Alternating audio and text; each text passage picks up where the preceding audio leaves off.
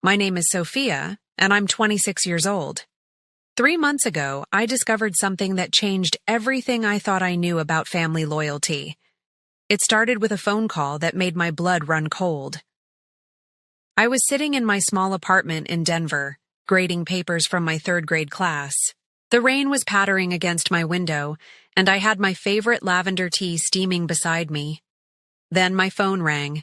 It was my grandmother's lawyer. "Miss Chen," he said, his voice careful and measured. "I'm afraid there's been some confusion regarding your grandmother's estate. We need to discuss the inheritance documents immediately." My heart stopped. Grandma Rose had passed away 6 months earlier, and I thought everything was settled. She'd left me her house in Portland and a significant portion of her savings. It wasn't millions, but it was enough to change my life. Enough to pay off my student loans and maybe start the art therapy practice I'd been dreaming about. "What kind of confusion?" I asked, setting down my red pen. "Someone has already claimed your inheritance using forged documents. The signature appears to be yours, but we have concerns about its authenticity." The world tilted sideways. Someone had stolen my inheritance. But who would do such a thing? Who even knew about the will? That's when the lawyer mentioned the name that would haunt me for months, my cousin Derek. Derek Chen was 29, 3 years older than me, and had always been the golden child of our family. While I was the quiet one who became a teacher, Derek was the smooth-talking businessman who drove expensive cars and wore designer suits. Our family gatherings always revolved around his latest success story. If you are watching this right now, drop a comment letting me know where you are viewing from. Before I tell you about this life-changing decision, hit like and subscribe to hear more real stories about family loyalty and betrayal that might just change how you see your own relationships. The lawyer explained that Derek had presented documents, claiming Grandma Rose had changed her will just before she died. The new will supposedly left everything to him instead of me. But here's the thing. I had been with Grandma Rose almost every day during her final weeks. She never mentioned changing her will. "We need you to come to Portland immediately," the lawyer continued. "Bring any documentation you have, and we'll need handwriting samples for comparison." I hung up the phone with shaking hands. My mind raced back to the funeral 6 months earlier. Derek had been unusually attentive to the family, hugging everyone, making sure we all felt supported. He'd even given a beautiful eulogy about how Grandma Rose had taught us the importance of family loyalty. I remembered how he'd insisted on handling the paperwork after the funeral. "You're grieving, Sophia," he'd said, placing his hand on my shoulder. "Let me take care of the business stuff. You focus on healing." At the time, I'd been grateful. Derek always seemed to have everything under control, and I was drowning in grief. Grandma Rose had been more than just my grandmother. She'd been my anchor, my safe harbor when my parents went through their messy divorce 10 years earlier. Now I realized Derek's helpfulness might have been calculated. While I was crying, over photo albums and treasuring Grandma's recipes, he might have been plotting to steal my future. The next morning, I called in sick to work and drove straight to Portland. The 5-hour drive gave me plenty of time to think, and with each mile, my anger grew. How could someone I'd grown up with, someone I'd trusted, do this to me? But there was something else bothering me. Something about Derek's behavior at the funeral that I couldn't quite place. A memory was trying to surface, but I couldn't catch it. When I arrived in Portland, I went straight to Grandma Rose's house. Derek had already moved in. Seeing his BMW in her driveway felt like a punch to the stomach. This was supposed to be my fresh start, my chance to build something meaningful. I sat in my car for 20 minutes, staring at the yellow house with its white picket fence. Grandma Rose had painted that fence herself when she was 75, insisting she was still strong enough to handle home improvements. Now, Derek was probably planning to sell it and cash in on her lifetime of memories. That's when I made the decision that would change everything. I wasn't going to confront Derek directly. I was going to be smart about this. I was going to gather evidence and prove what he'd done. I had no idea that this decision would lead me down a rabbit hole of family secrets that went back decades, or that it would reveal the true character of people I'd loved and trusted my entire life. To understand why Derek's betrayal cut so deep, you need to know about our family dynamics. The Chen family had always been tight-knit, or so I thought. We gathered every holiday, celebrated every milestone, and prided ourselves on loyalty above all else. Grandma Rose was the family matriarch. She'd immigrated from Taiwan in the 1960s with nothing but determination and her grandmother's jade bracelet. She worked 3 jobs to put my grandfather through engineering school, then raised 4 children while building a successful catering business. My father, James, was her eldest son. He'd followed the traditional path, became an accountant, married my mother, Sarah, had me and my younger brother, Marcus. But when I was 16, everything fell apart. Dad had an affair with his secretary, and the divorce was brutal. Mom became bitter and distant, and Marcus rebelled by dropping out of college to join a band. Derek's father, Uncle Paul, was Grandma Rose's second son. He'd always been jealous of my dad's success, constantly competing and coming up short. Derek inherited that competitive streak, but he was smarter about it. He learned to charm people instead of alienating them. Growing up, Derek was like the big brother I never had. When kids at school made fun of my thick glasses and quiet personality, Derek would step in. "That's my cousin," he'd say with a grin that could melt ice. "She's going to be famous someday." He wasn't wrong about my ambitions. I'd always dreamed of using art to help people heal. After watching my parents destroy each other in their divorce, I became fascinated by the connection between creativity and emotional recovery. Derek knew this. He'd listened to my plans for years. Then there was Aunt Linda, Uncle Paul's wife. She was the family gossip, always stirring up drama with a sweet smile. She'd make cutting comments wrapped in concern. "Oh, Sophia, you're so thin. Are you eating enough? Teaching doesn't pay much, does it?" Their younger daughter, my cousin Amy, was 24 and had always lived in Derek's shadow. She was studying to be a nurse, but she never seemed confident in her own abilities. Derek was her hero, and she'd defend him against any criticism. The family dynamic shifted dramatically after my parents' divorce. Grandma Rose became my refuge. While Mom was working 2 jobs and Marcus was causing trouble, I'd spend weekends at Grandma's house. We'd cook traditional dishes, and she'd tell me stories about the old country.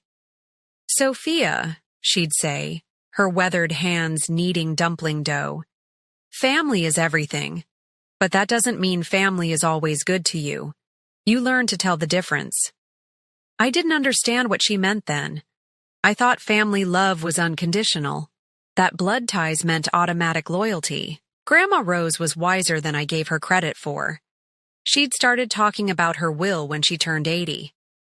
"I'm not dying tomorrow," she'd say with characteristic bluntness. "But I want you to know my plans.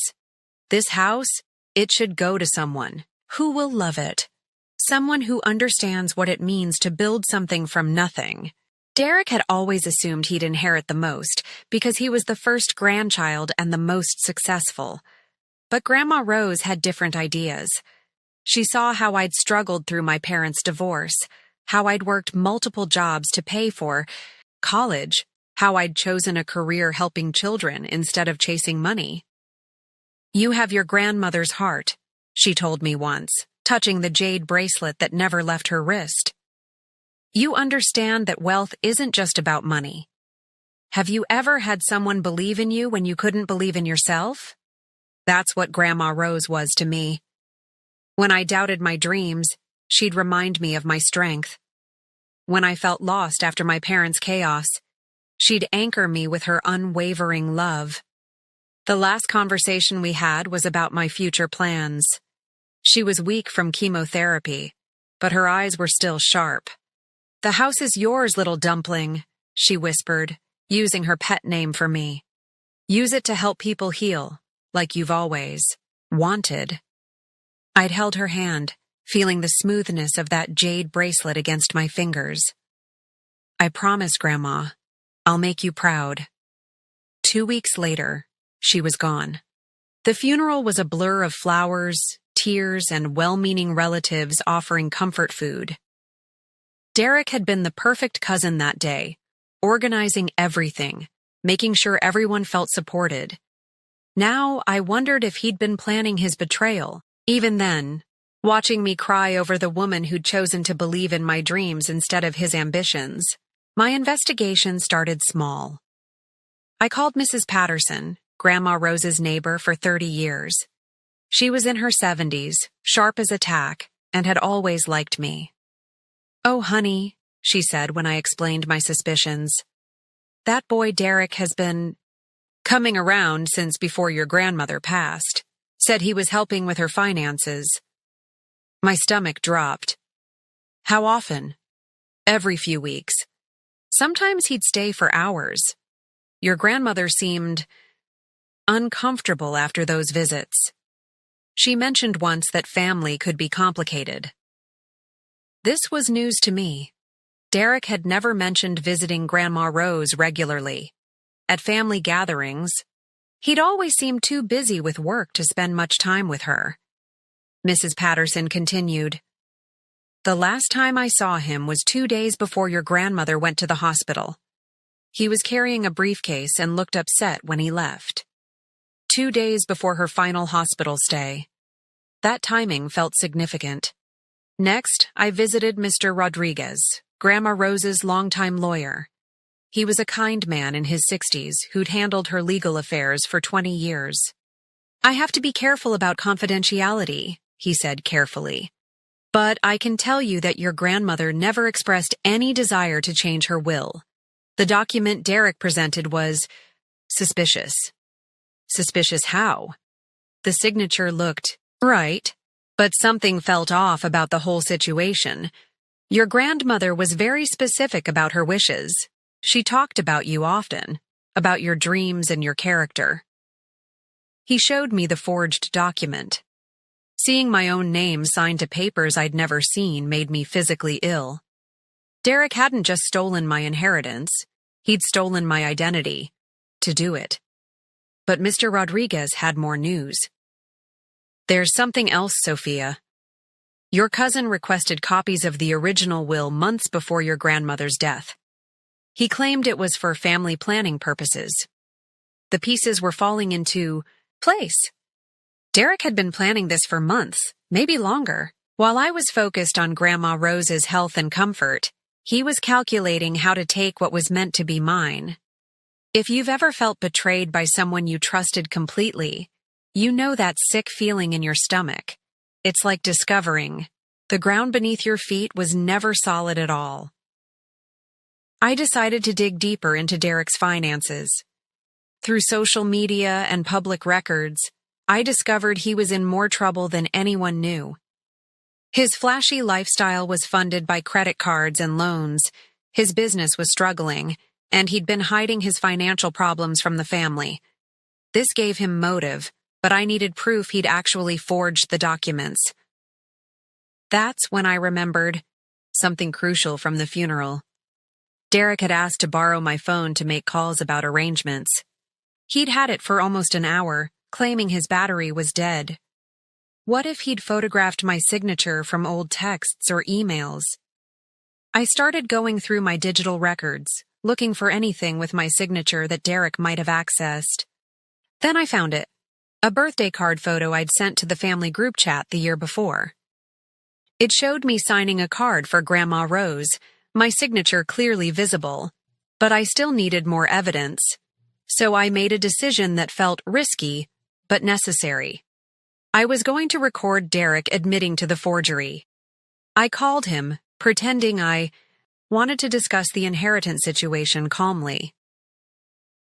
Derek, this whole thing is so confusing, I said, keeping my voice innocent. Maybe we could meet for coffee and figure it out.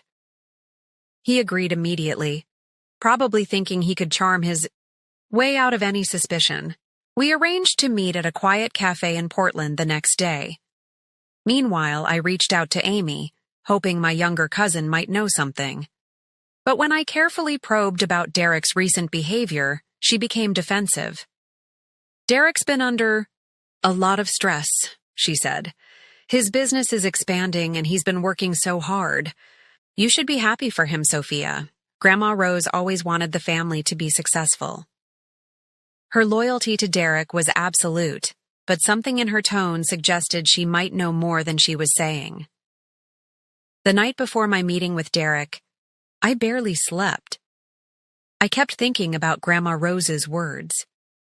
You learn to tell the difference between family who loves you and family who uses you. Was I about to discover which category Derek belonged in? The next morning, I sat in the small cafe 15 minutes early, my phone recording in my jacket pocket. My hands were shaking as I stirred my coffee, watching the door for Derek's arrival.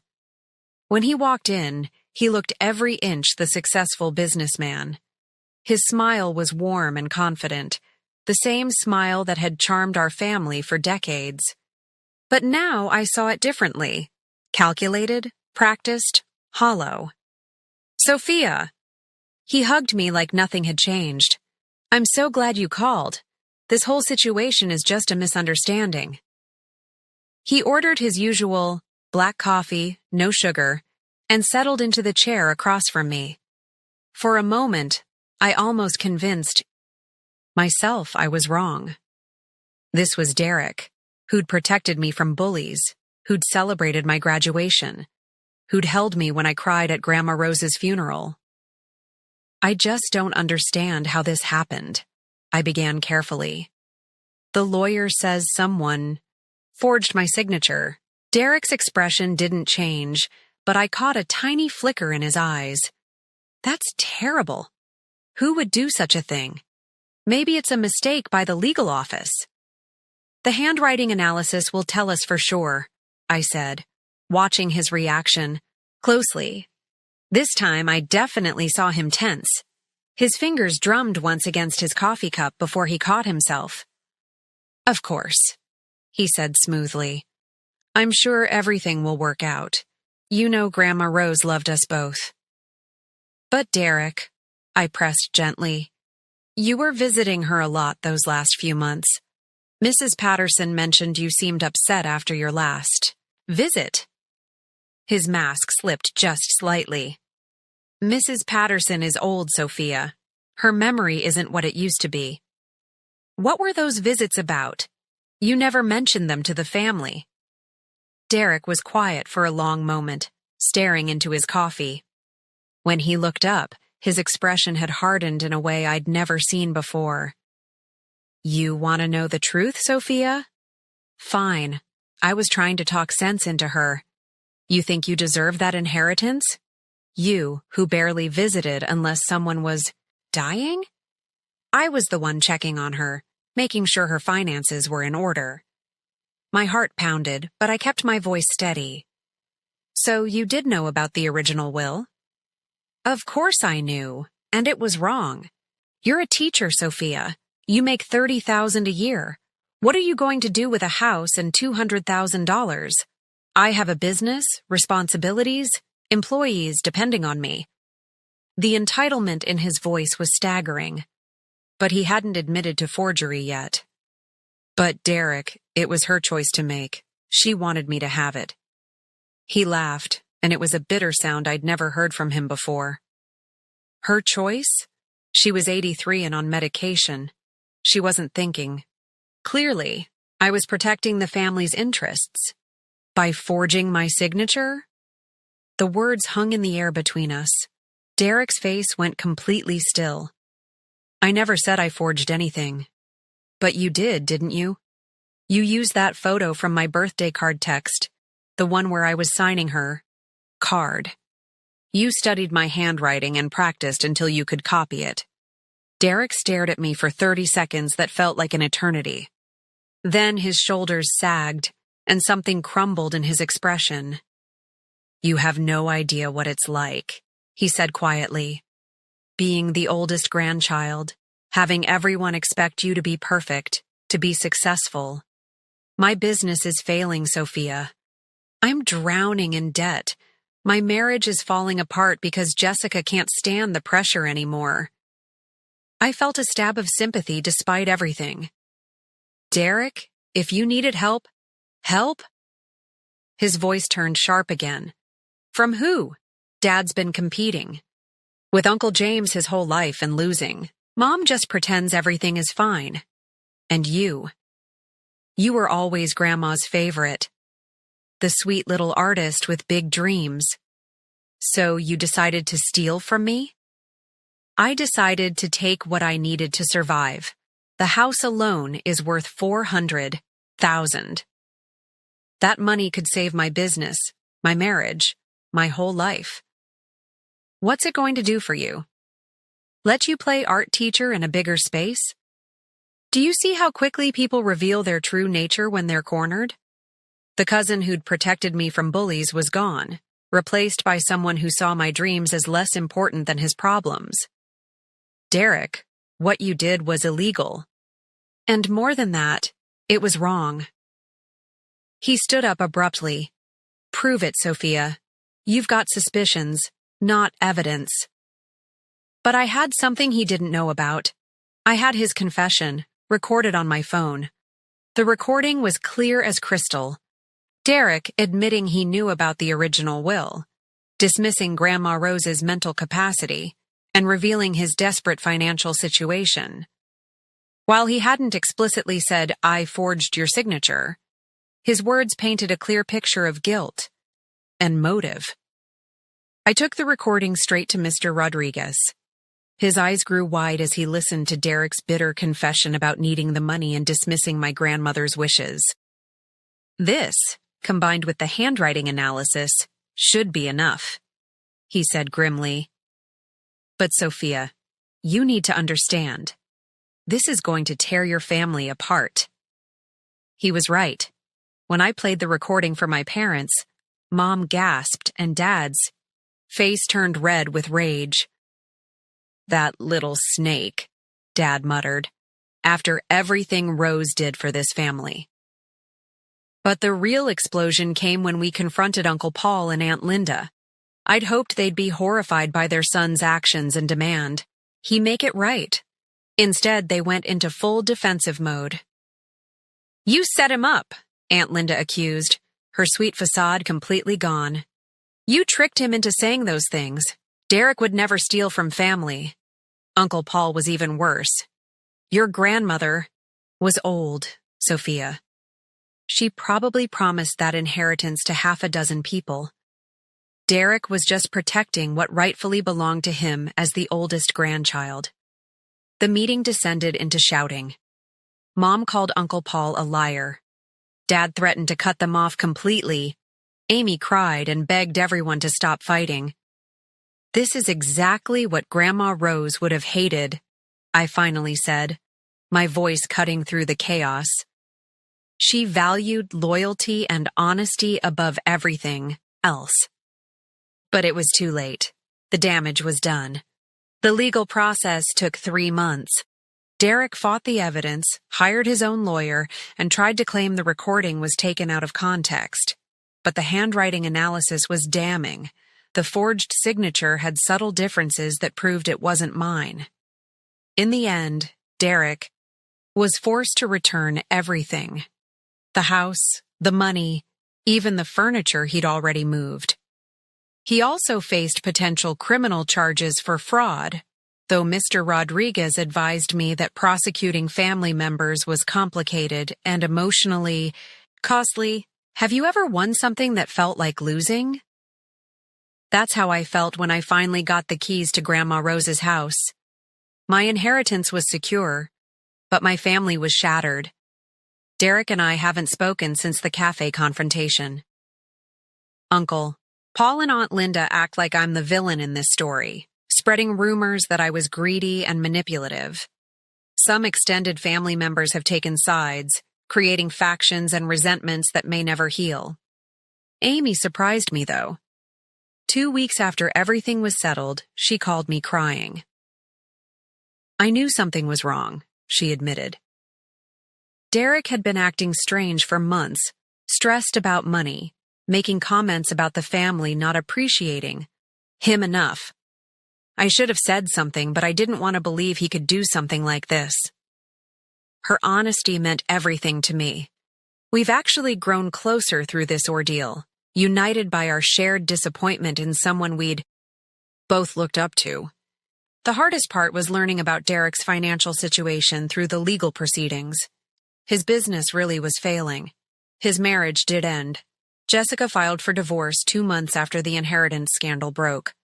He'd lost his BMW, downsized his apartment, and had to take a job working for someone else.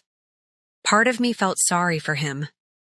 But then I'd remember his words in that cafe, how he'd dismissed my dreams, called me naive, acted like his needs automatically trumped mine. 6 months after getting my inheritance, I made the decision to move forward with my original plan. I quit my teaching job and enrolled in a graduate program for art therapy. The house in Portland became both my home and my future practice space. Standing in Grandma Rose's kitchen, wearing her jade bracelet that Derek had tried to claim along with everything else, I felt her presence strongly. She'd been right about learning to tell the difference between family who loves you and family who uses you. 1 year later, my life looks completely different. 1 year later, my life looks completely different. And I'm not just talking about the inheritance money. I'm sitting in what used to be Grandma Rose's living room, now converted into a bright art therapy studio. The walls are painted a warm cream color, and children's artwork covers every available surface. Through the window, I can see the white picket fence that Grandma Rose painted herself, now freshened up with a new coat of paint that I applied with my own hands. My art therapy practice has grown beyond anything I imagined. I work with children going through family trauma, helping them express emotions they can't put into words. Some days, I see my own childhood pain reflected in their drawings. The confusion, the anger, the desperate need to make sense of adult betrayals. If you're watching this and you've experienced family betrayal, I want you to know something important. It's not your fault, and it doesn't define your worth. The most surprising development came 8 months ago. Derek reached out through Amy, asking if we could meet. I almost said no, but something in me, maybe Grandma Rose's influence, made me curious about what he had to say. We met at the same cafe where I'd recorded his confession. This time, Derek looked different, humbler. His expensive clothes were gone, replaced by jeans and a simple button-down shirt. The arrogance that had defined him for so long seemed to have evaporated. "I owe you an apology," he said without preamble. "Not just for the inheritance theft, but for how I treated you, how I dismissed your dreams, how I justified hurting someone who'd never done anything but love and support me." I listened, saying nothing. "Losing everything forced me to look at who I'd become," he continued. "I was so focused on appearing successful that I forgot how to be a decent person. I convinced myself that I deserved things I hadn't earned, that my problems were more important than other people's rights." His voice cracked slightly. "I don't expect forgiveness. I just wanted you to know that I understand now what I did to you, to our family, to Grandma Rose's memory." It wasn't the conversation I'd expected. Derek didn't ask for the inheritance back or try to minimize his actions.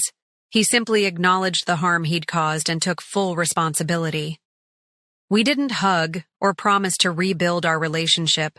Some betrayals cut too deep for easy reconciliation. But we did achieve something I hadn't expected: closure.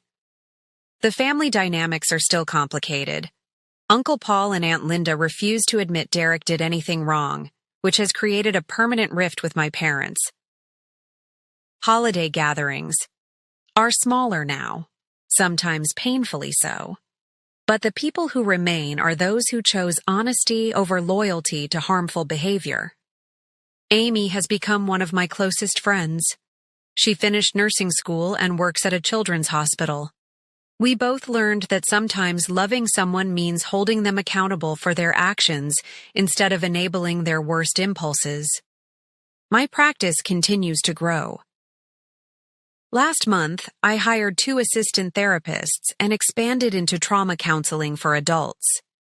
The irony isn't lost on me that Derek's betrayal led me to understand healing in ways I never could have before.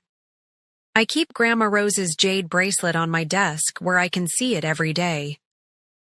Sometimes when I'm working with a child who's been hurt by someone they trusted, I touch that smooth jade and remember her words about learning to tell the difference between family who loves you and family who uses you. But here's what I've learned that she didn't teach me. Sometimes the people who hurt us the most also teach us the most about our own strength.